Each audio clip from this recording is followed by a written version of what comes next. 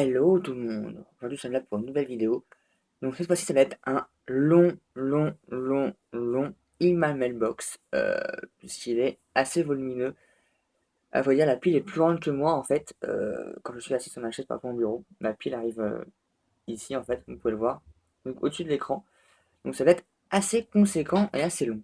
Donc du coup on va commencer maintenant.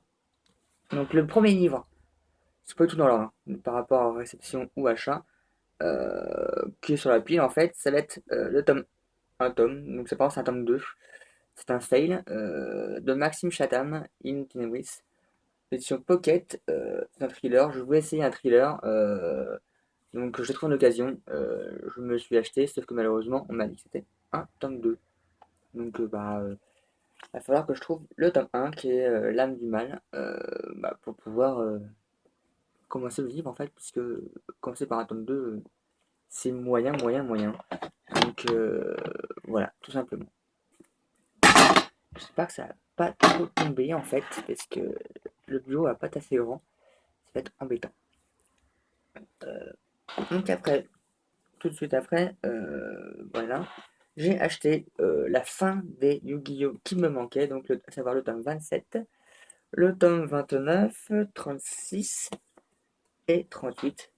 Donc c'est un site que je finis complètement la saga, il y a 38 tomes, et il me manquait ces 4 là pour finir la saga, enfin pour avoir toute la collection dans ma bibliothèque en fait. Donc c'est chose faite, une saga en moins au niveau des mangas à compléter. Donc c'est chez Kana et c'est de Takahashi. Voilà. Donc je pense que je connais plus Yu-Gi-Oh! Hein, c'est assez connu et beaucoup de gens connaissent. Enfin, normalement oui. Après cela, j'ai acheté le premier tome de David Ending, donc qui a écrit aussi avec sa femme Lech. Polga la sorcière, tome 1. Le temps des souffrances de chez Pocket, c'est de la fantasy, c'est le préquel, c'est l'une des deux préquels avec Belgariad le sorcier, de la Belgariad, donc que j'avais lu il y a longtemps, que j'ai pas encore lu le tome 5, qui traîne un peu à là depuis au moins un an, voire deux. C'est la préquelle, trouve une occasion pas chère, du coup, si c'était l'occasion de le prendre, le tome 1, enfin, ce tome 1 de Polgaria, même si je sais que je crois que Belgariad le sorcier se passe avant cette saga, enfin préquelle. Donc du coup, il faudrait peut-être que je commence par Belle Galade, le sorcier. Mais bon, à voir. De toute façon, j'ai encore le tome 5 à lire de La Belle Galade. Hop, les suivants. Donc, ça fait longtemps qu'on en parle. On en parlait déjà au collège ou au lycée, je crois. Et j'ai lu l'un des livres, une saga de l'auteur. Il s'agit de Le Livre des Étoiles, donc tome 1, Kadara le sorcier de Eric Lhomme. Et j'ai aussi pris le tome 2, donc le sorcier, ça. Donc c'est longtemps qu'on en parle, je sais qu'il y a 3 tomes. Il n'y avait pas le tome 3 quand je les ai pris. Longtemps qu'on m'en parle. C'est très petit, donc c'est des jeunesses, hein, c'est pour les 10 ans. Mais on m'en parlait tellement souvent au collège, on m'a dit de les lire. J'ai jamais lu. J'ai rencontré l'auteur qui est super gentil, et j'ai adoré sa saga A comme association, enfin qui est aussi écrit avec Pierre Botello. Donc du coup, je les ai trouvés à l'occasion pas très chère. Et je me suis dit, c'était le moment de les prendre et de les essayer, tout simplement. Et c'est chez Folio. Une collection que j'avais très très longtemps. Donc là, on va attaquer une partie des services presse reçus. Donc merci aux différents éditeurs. Donc en premier, Nathan, donc de la collection Petite histoire de la mythologie, La Belle Hélène, de Hélène Moutarde. Donc un tout petit livre qui parle de Paris, c'est le fils du roi de Troie. Donc la mythologie, hein, grecque, ou oui, c'est correct ça.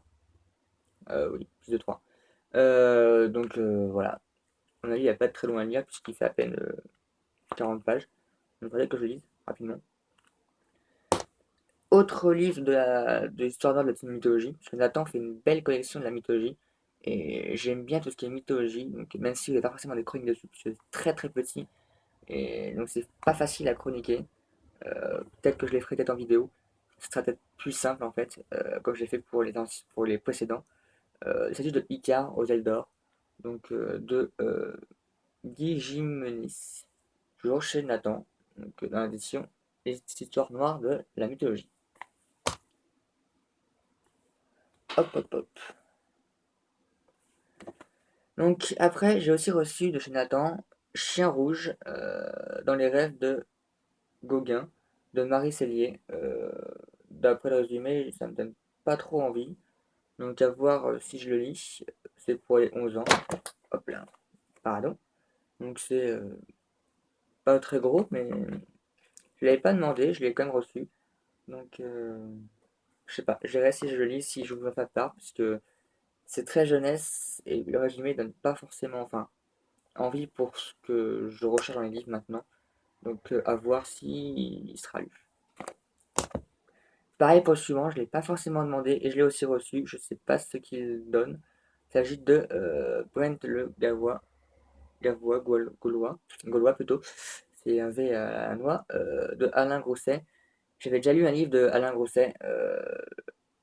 Dans la vidéo, il m'avait le box. C'était, je crois, l'un des petits livres sur Championne, le chien. Je crois, si j'ai pas de bêtises. Euh, donc, pareil, là, ça se passe dans la Gaule au deuxième siècle. C'est jeunesse, c'est écrit programme scolaire. Donc, ça doit être pour les collégiens ou les lycéens, non collégiens. Je suis pas trop tout ce qui est livre dans le temps, dans le passé, gaulois et autres. Donc, à voir s'il sera lu aussi. Après, en tout cas, la couverture est jolie. Donc, là-dessus, il a un bon boulot.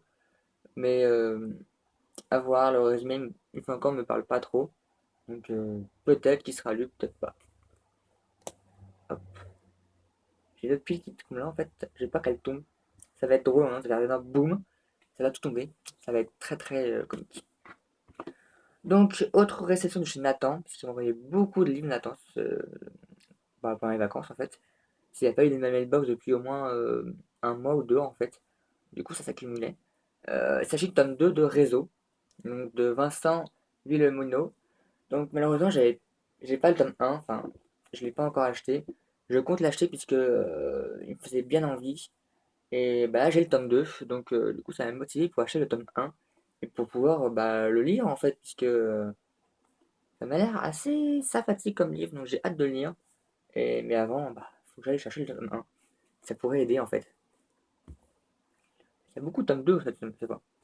Donc, autre réception encore de Nathan, et c'est la dernière, c'est de Geek Girl tome 2, donc de Holly Smile. Donc, toujours chez Nathan, hein, c'est la suite de Geek Girl. J'ai pas lu le résumé, comme j'ai pas encore lu le tome 1, enfin j'en ai eu une partie en fait sur internet en faisant la fiche sur Blocknote et je me suis fait spoiler, et bien comme il faut, donc merci au spoil.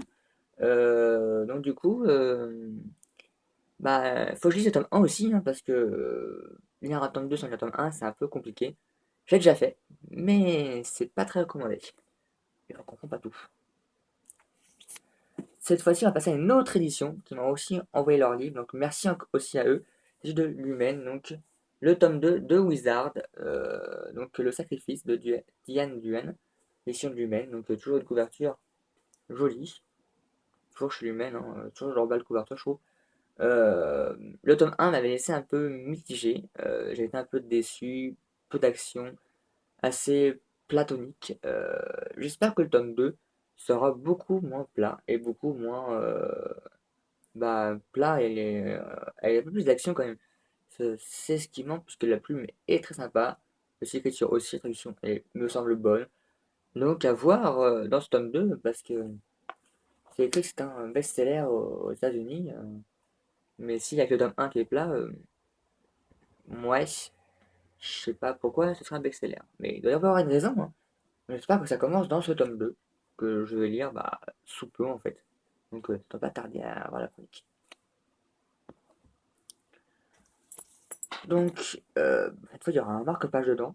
Il s'agit du tome, bah, du premier tome, donc de In the After, toujours chez Lumen, de Dimitria Lunetti. Donc, j'en suis à la page 129 sur 400. Et pour l'instant, il est divisé en trois parties. J'en suis quasiment à la fin de la première partie, à un chapitre près. Et pour l'instant, je peux déjà vous dire que bah, ça va être un vrai coup de cœur. J'adore l'histoire. Malheureusement, j'ai pas forcément eu beaucoup de temps de lire, donc c'est pour ça que je suis qu'à la page 100. Euh, mais j'adore. Je sais que plusieurs d'autres personnes qui ont aussi reçu le livre adorent aussi. Donc, en plus, la couverture est très sympa, je trouve. donne très envie de le lire. Et l'histoire aussi, mais ça, il faudra savoir l'histoire dans le scénario où j'en parle. Voilà, en fait, tout simplement. Ça fait un peu de teasing, ça fait un peu de suspense et tout. Ça va, il chauffe pas trop. Enfin, j'espère que ça va pas trop chauffer le téléphone. Hop. Donc là, on va passer aux trois derniers. C'est de gros pavés et qui m'ont coûté un peu cher, mais que je voulais absolument avoir dans ma palalia, puisque Brajlon adore ne plus éditer les livres une fois qu'ils ont un an ou deux. Et après, pour les trouver, c'est bonbon. C'est déjà le cas pour les Codex Alera. Voilà, et j'ai failli louper aussi comme ça les sept royaumes que j'ai réussi à trouver de extrémistes. Enfin, non, pas extrémistes. De très très manière très dure. Donc du coup, j'adorais ces bouquins et je me suis dit c'est le moment de les prendre. Tu vas plus pouvoir les trouver et tu vas regretter. Tu seras comme un crétin. Donc il s'agit du tome 2 de La chasse sauvage. Donc le lever de lune. J'ai déjà lu. Je l'avais acheté en ebook à l'époque. J'avais acheté le tome 1 que vous pouvez voir juste. Ah, ça fait caméra. Juste là en fait. Là, si j'arrive. Juste là.